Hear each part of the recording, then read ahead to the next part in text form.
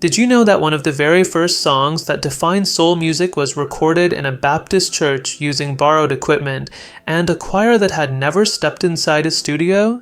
A sound born among wooden pews, dusty back roads, and impossible dreams. But how did such a humble genre end up conquering the world? Today, you'll discover the true origin of soul, its hidden struggles, its sacred spaces, and the stories that almost disappeared forever. By the end of this journey, you'll hear every note with new ears. Soul didn't come out of nowhere in the 1950s. It emerged in a United States changing at incredible speed. A nation recovering from World War II, experiencing massive migrations, and reshaping its cultural identity. In that turbulent context, thousands of African Americans carried their music from the rural South into the industrial cities of the North. That journey, silent and often forced, carried more than powerful voices. It carried stories of resistance, deep spirituality, and new ways of understanding life. So, what happened when gospel, rhythm and blues, and African American tradition collided on the same stage? A sonic explosion was born, one that would transform global music forever. Today, we'll explore that beginning. We'll look at how the sound was discovered and why it could only have been born in that specific decade. We'll walk into the churches, garages, and tiny studios where it all started. We'll understand what it meant to be young, black, and full of dreams in 1953. And we'll uncover the mysteries that still surround certain recordings and key figures of the genre.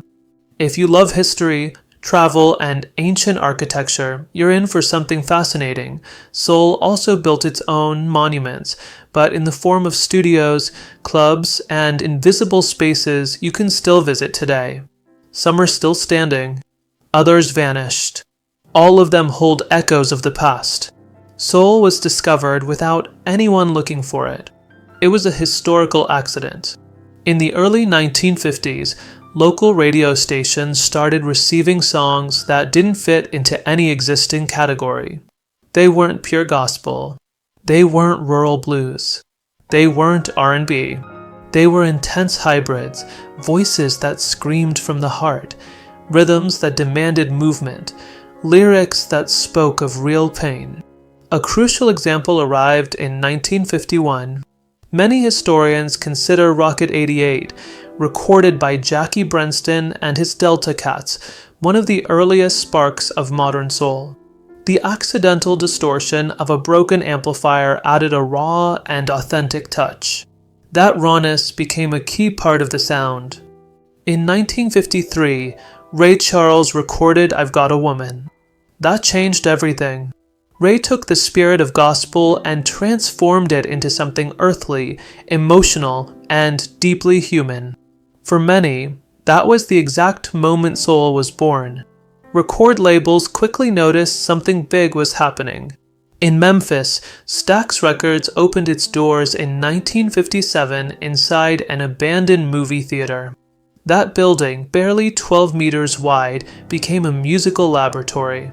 Every weekend, young musicians arrived with no money, but with talent far greater than any technical limitation.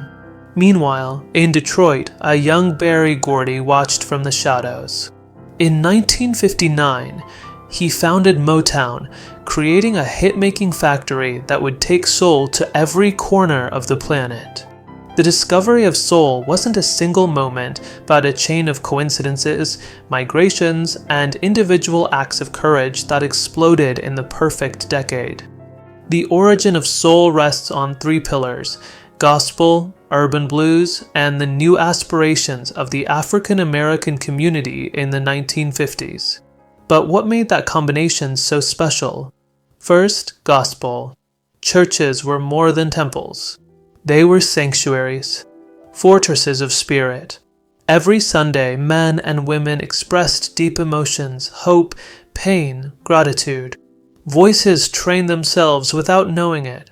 They learned to improvise, to elevate the soul. Many of the artists who would define soul came from there: Aretha Franklin, Sam Cooke, James Brown. Second, urban blues. The massive relocation of African American families to cities like Chicago, Detroit, or Cleveland triggered a radical change. Blues left the plantations and became electrified. 40-watt guitars, simple amplifiers, processed harmonicas. That urban blues, full of everyday stories and labor struggles, added the rawness that gospel lacked. Third, aspirations. Young African Americans sought new forms of expression. They wanted to transmit human emotions, not just spiritual ones. They wanted to talk about love, desire, injustice, dreams. Soul was the perfect answer. In 1956, Sam Cooke took a huge risk. He left gospel to record secular music. His song You Send Me sold more than 1 million copies. That success opened the door for other singers to follow. New iconic studios emerged as well. In Alabama, the famed studios of Muscle Shoals, a modest gray building, began producing unique sounds. Despite being only 90 square meters, its natural acoustics were astonishing. Legendary tracks that shaped the emotional depth of soul were recorded there. The origin of soul wasn't one place or one person. It was a mosaic of communities, dreams, and small spaces that transformed enormous emotions into immortal music. What was everyday life like where soul was born? Picture a modest wooden home with a tube radio in the living room. The music crackled with background noise, but that didn't matter. What mattered was the feeling. Every new song was a spark in the daily routine. Young people listened to records in small stores. Many had listening booths, tiny spaces where you could secretly dance. On Saturday nights, clubs hosted improvised concerts. No big lights. Just a microphone, a worn-out drum set, and a lot of sweat. In cities like Memphis or Macon, music was everywhere. Barbershops, mechanic shops, family gatherings. Soul was more than entertainment. It was identity, cultural resistance. Fashion also played a major role. Tight suits, shiny shoes, perfect hairstyles. It wasn't just aesthetic, it was a declaration of dignity in an era when many were fighting to be seen and respected.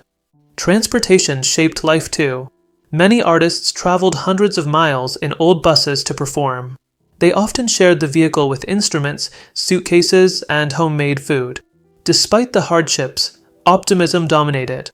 Soul became the soundtrack of a generation that believed in a different future.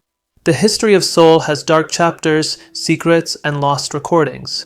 One of the most discussed mysteries is the whereabouts of Sam Cooke's early rehearsal tapes. It is known that homemade recordings were made in 1954 at his Chicago church, but they never surfaced. Some believe they were destroyed in an accidental fire.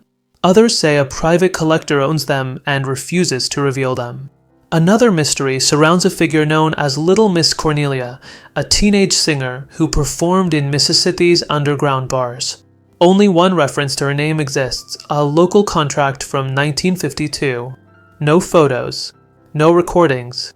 Yet many veteran musicians claim her voice inspired several later stars. Who is she? Why did she disappear? There is also the legend of Detroit's Ghost Studio. Rumor has it that between 1954 and 1956, a tiny basement studio produced tracks that would be considered soul classics today.